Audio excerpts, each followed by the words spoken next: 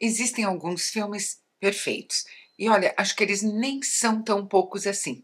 E para mim, um desses, sem dúvida, é Os Caçadores da Arca Perdida, que eu revi essa semana junto com os outros três filmes já lançados do Indiana Jones, em preparação para o lançamento de Indiana Jones e a Relíquia do Destino, agora no dia 29 de junho.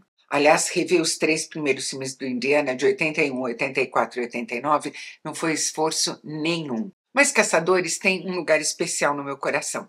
Eu entrei no cinema junto com a minha irmã durante uma viagem sem ter a menor ideia do que a gente ia ver. Naquele tempo tinha um intervalo muito grande entre o lançamento no exterior e o lançamento no Brasil. Isso era julho, a gente estava fora e em férias, não tinha ouvido falar nenhuma palavra a respeito. O filme só ia chegar aqui em dezembro daquele ano, exatamente em 25 de dezembro de 81. Só o que a gente sabia é que o filme era do Spielberg, que naquela altura, embora esse fosse o quinto longa dele, tinha dois sucessos muito grandes já, Tubarão e Contatos Imediatos do Terceiro Grau.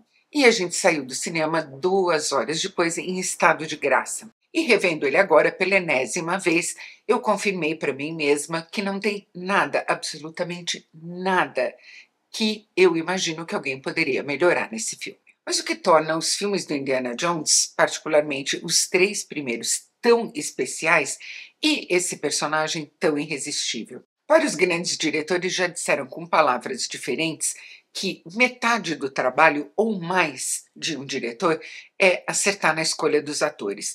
Quando isso acontece, é meio caminho andado. E o Indiana Jones quase não foi o Harrison Ford, quase foi o Tom Selleck. Mas daí, na hora H, deu Harrison Ford na cabeça e, olha, pode ser que o Tom Selleck tivesse sido um Indiana muito legal, nunca saberemos.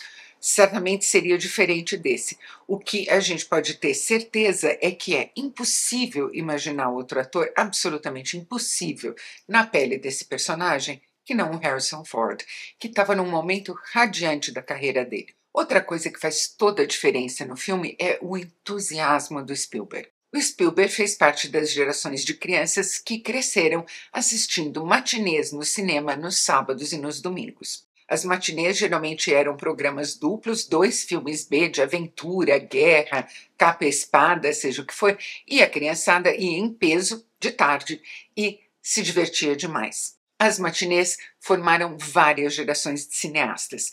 E aqui o Spielberg não só está homenageando esse tipo de cinema que formou ele, mas também está imaginando outra coisa. Aliás, imaginando e materializando. Como seria uma daquelas matinês se, em vez da produção baratinha feita ali no fundo do estúdio de Hollywood, lá com as colinas de Los Angeles, ela fosse feita com valores a mais de produção? Olha, Hollywood até hoje não se incomoda minimamente em trocar alhos por bugalhos.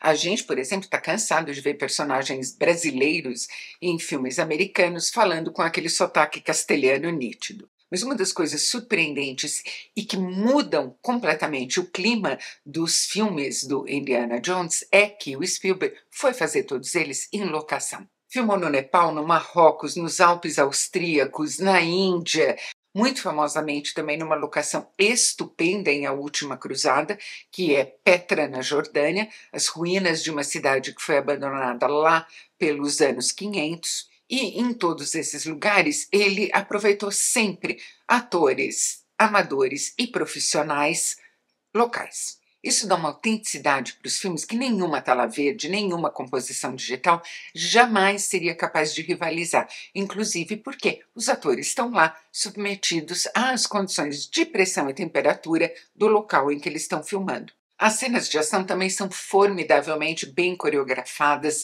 bem executadas e bem montadas. Não são aquela pauleira que é hoje em dia, mas isso faz parte do espírito do filme. Aliás, o filme, os três primeiros filmes, parece que andam sozinhos. E aí uma coisa que hoje muitos diretores veriam como uma limitação, para mim é uma vantagem indiscutível. O fato de que até o terceiro Indiana Jones, inclusive, não havia efeito digital. O pioneiro da revolução digital no cinema foi exatamente o Spielberg com Jurassic Park, que está fazendo 30 anos agora. Ou seja, tem que fazer na raça, tem que fazer bem feito e tem que fazer de maneira espirituosa.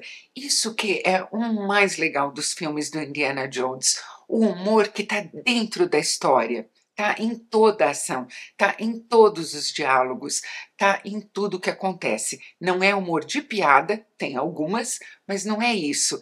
É essa efervescência que vem à tona. Tubarão e Contatos Imediatos do Terceiro Grau são filmes de mestre. Mas eu acho que Caçadores foi o primeiro em que o Spielberg manifestou, ao mesmo tempo, todas as marcas registradas que tornam o cinema dele tão fluente, tão assistível, tão especial e tão cativante, tão envolvente para o espectador. É um jeito dele filmar que é mais ou menos como se fosse o jeito de uma pessoa falar. A gente olha e reconhece. Entre as especialidades do Spielberg está a movimentação fantasticamente fluida. Ele faz isso não só cortando quase sempre no mesmo eixo, sem dar tranco, o que faz com que tudo pareça correr naturalmente, como se fosse água correndo num rio, como ele evita cortar quando ele pode fazer tudo no mesmo plano. Não estou falando de plano sequência, eu vou chamar aqui, embora tecnicamente seja plano sequência o que ele faz, mas vou chamar de plano contínuo. Vou dar um exemplo e vocês vão reconhecer vários outros, não só nos filmes do Indiana Jones, mas em todos os filmes do Spielberg. No Caçadores, a primeira cena em que a gente vê a Karen Allen, ela está na taverna de que ela é dona no Nepal, sentada numa ponta da mesa, enquanto na outra ponta da mesa está um sujeito com quem ela está fazendo um torneio de bebida. Os dois já entornaram um monte de copos, estão mais para lá do que para cá. Qualquer diretor pensaria primeiro em fazer o seguinte: corta para um, corta para outro, corta para um, corta para o outro. O Spielberg não. Ele foca no sujeito, o sujeito vira o copo, ele usa o copo como uma maneira de conduzir a câmera até a Karen Allen, que bebe o copo dela, põe na mesa e ele conduz de novo até o sujeito que está desafiando ela e assim por diante.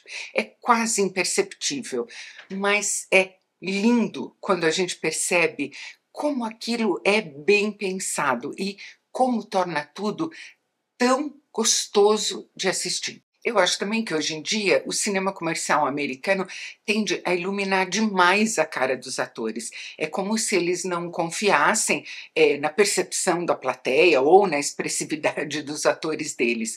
Mas o Spielberg não tem esse problema. Primeiro, porque ele escolhe muito bem os atores.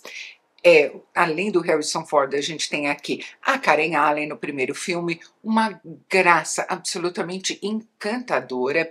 A gente tem o Sean Connery no terceiro filme, fazendo o papel do pai do Indiana, e só isso já é um prazer que não tem tamanho. E o elenco todo de apoio é escolhido a dedo. E o que ele faz sempre é usar uma fonte de luz que tende a vir de um lado do quadro e deixa uma parte do rosto do ator menos iluminada. Isso acrescenta tanto interesse ao trabalho do ator, porque faz com que, em vez dele se oferecer todo para a gente vá buscar ele dentro da tela. É muito convidativo e é muito importante, porque o Spielberg, como qualquer bom diretor, sabe que o que realmente fisga a plateia é o rosto humano. Você pode mostrar um cruzado de centenas de anos guardando o cálice sagrado em um templo esquecido numa cidade de areia.